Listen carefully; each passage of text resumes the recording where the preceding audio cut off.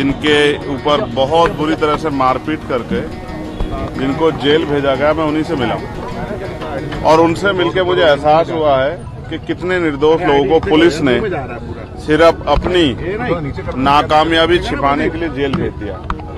और जिस तरह से, क्योंकि निर्दोष लोग हैं, मन में उनके पीड़ा है, उनका कानून पे भरोसा है, उनको लगता है कि अगर उन्होंने कुछ नहीं किया तो उनके साथ न्याय होगा, तो इसलिए जो लोग बच्चे भूख हड़ताल बैठ के बलौदा बाजार में, उनको जिस तरह जगदलपुर, अंबिकापुर और यहाँ ट्रांसफर किया गया है, ये जो सरकार और एडमिनिस्ट्रेशन का सतनामियों के खिलाफ गुस्सा या कहिए कि उनके खिलाफ जो उनके मन में दुर्भावना आई है, उसका प्रमाण है। जिस तरह से 8 महीने ज्यादा हो गए हैं और जो लोग, कोर्ट भी सुनना नहीं चाह रहा है। भाई पुलिस और सरकार अगर किसी को दबाने काम करती तो वो कोर्ट की तरफ जाता, और कोर्ट भी जब ना सुने तो फिर कहां से न्याय मिलेगा। बहुत सारे ऐसे बच्चे हैं, जांच आयोग बनाता, कहां है उसकी रिपोर्ट? उसकी रिपोर्ट के बिना इतने लोगों को उठा के बंद कर दिया। महिलाओं को पीटा गया, महिलाओं को जेल नहीं भेज पा रहे थे तो महिलाओं को पीट के अपमानित करके छोड़ा गया जब दबाव बना। और कितने ऐसे लोग हैं जिनसे पैसे मांगे गए पुलिस द्वारा, नहीं दिए तो उनको जेल भेज दिया गया। ये बहुत सारे सवाल है जिनका सरकार जवाब देना है। मैं उम्मीद करता हूं कि मुख्यमंत्री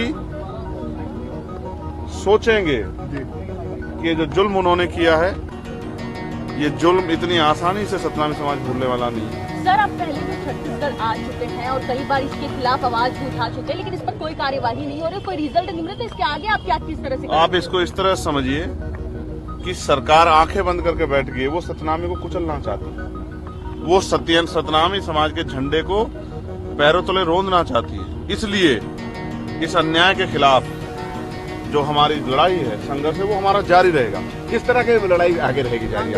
आज हम लोगों ने तय कर लिया है, जो हमने उनकी पीड़ा सुनी, जिस तरह उनको मारा गया, उनके हाथ पैर तोड़े गए, स्पेशली ये कह के कि बुलाओ चंद्रशेखर आजाद को, हम देखेंगे वो आपकी रक्षा कैसे करेगा। जिस तरह से छोटे छोटे बच्चों को जेल में भेजा गया है, जिस तरह से उनके परिवार खून के आंसू रो रहा है, आज उनकी जेब में कमाने वाला तो जेल में और उनकी जेब में इतने पैसे नहीं अपने परिवार से मिलने, और फिर जगदलपुर, अंबिकापुर जिस तरह से किया जा रहा है, ये एक तरह का जो है, ये इस तरह का दंड जो अंग्रेज भी नहीं देते थे, उस तरह का दंड जो सरकार दे रही है। हमने तय कर लिया कि 20 फरवरी को इसके खिलाफ हम लोग मुख्यमंत्री आवास का घेराव करेंगे और पूरे प्रदेश और देश से लोग आएंगे और मजबूत घेराव हम लोग करेंगे। हम लोग चैन से नहीं बैठेंगे अगर मुख्यमंत्री जी हमारी पीड़ा नहीं सुनेंगे। हमारे लोग, क्योंकि उनके पास पावर है, वो चाहे तो सारे मुकदमे आप ले सकते हैं, क्योंकि जांच आयोग जो बना है आपका, उसकी रिपोर्ट के बगैर इतने लोगों को जेल भेजा गया है।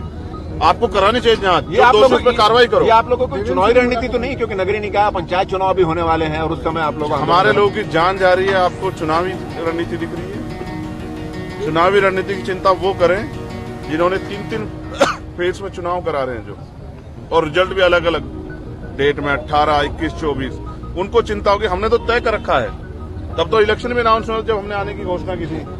और मैं आपको फिर कह दूं, हमारे लिए सतनामी समाज का सम्मान, उनका गौरव और अपने जो इतने परिवार जो जेल में बंद है, उनकी रक्षा महत्वपूर्ण है, ना कि चुनाव तो आते जाते रहे।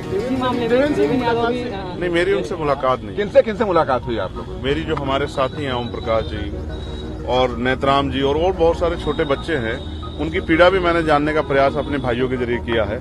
लेकिन मैं इस बात से मुझे खुशी है कि अन्याय के खिलाफ इस लड़ाई में वो डर में नहीं है, वो अंदर अंदर ताकतवर हो रहे हैं। उनके मन में विश्वास पैदा हो रहा है कि अगर सरकार हमारे साथ न्याय नहीं करेगी तो हम लोगों को अपनी लड़ाई किस तरह से लड़नी है, ये विश्वास लड़ने की का जो भावना है उनके अंदर पैदा हो रही, संघर्ष करने की। दो विधायक अंदर हैं यहाँ पर, एक देवेंद्र यादव बलौदा बाजार वाले मामले में और रेडी मामले में कवासी लखमा। क्या सरकार दमनकारी नीति पर उतर गई, ऐसा लग रहा है? मैं इन दोनों को नहीं जानता हूँ पर्सनली, ये तो सरकार को बताना चाहिए, जांच आयोग को बताना चाहिए। लेकिन मैं आपको स्पष्ट कर दूं कि अभी तो जांच आयोग की रिपोर्ट भी नहीं आई है, और उसके बिना ही जिस तरह का दमन हुआ है सतनामियों के खिलाफ, ये सरकार को इसका जवाब जो है ना, ये सतनामी समाज ईंट का जवाब पत्थर से देगा। इसी मामले में निलंबित किए गए थे एसपी और कलेक्टर, उनकी बहाली भी कर दी। वो बहाल हो जाएंगे जिनकी लापरवाही से सब कुछ हुआ, लेकिन जिन निर्दोषों को जेल बंद किया वो कब बहाल होंगे, इसका जवाब मुख्यमंत्री दें। इनके परिवारों के ऊपर जो आर्थिक दंड पहले पुलिस ने मिठाई के नाम पे मांगा, नहीं दिया तो जेल भेज दिया, किसी को घर से उठा के, किसी को अस्पताल से उठा के, किसी को काम से उठा के, बिना जानकारी के, बिना तथ्यों के, और अब उनके परिवार को मिलने जाना पड़ रहा है 300-300 किलोमीटर दूर। ये जो इस तरह की मुसीबत सतनामी समाज पे आ गई, उनके जो आंसू जो सूख नहीं रहे, इसका जवाब मुख्यमंत्री को देना पड़ेगा, सरकार को देना पड़ेगा।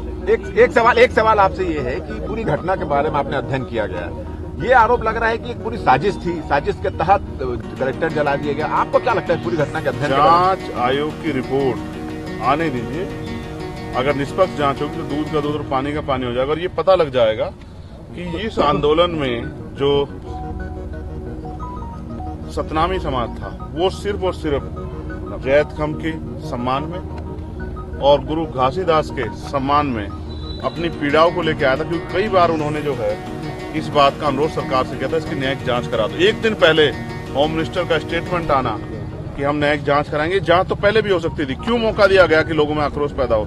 ये सोची समझी साजिश है और इसमें कई सफेद पोस्ट शामिल है, और जांच आयोग मुझे लगता है अगर निष्पक्ष जांच हुई सब लोग खुल के आएंगे सामने जिन्होंने ये सब चीज किया है। लेकिन इसमें सतनामियों का कोई दोष नहीं है, क्योंकि मैं उनको जानता हूं और वो अहिंसा का एक बड़े समर्थक है, गुरु घासीदास मानव एक समान के समर्थक। Thank you. ये समाज के लिए लेकिन देवेंद्र यादव लड़ रहे थे, तो समाज उनके साथ है कि नहीं, ये भी अब ये तो आप उन्हीं के समाज से पूछो।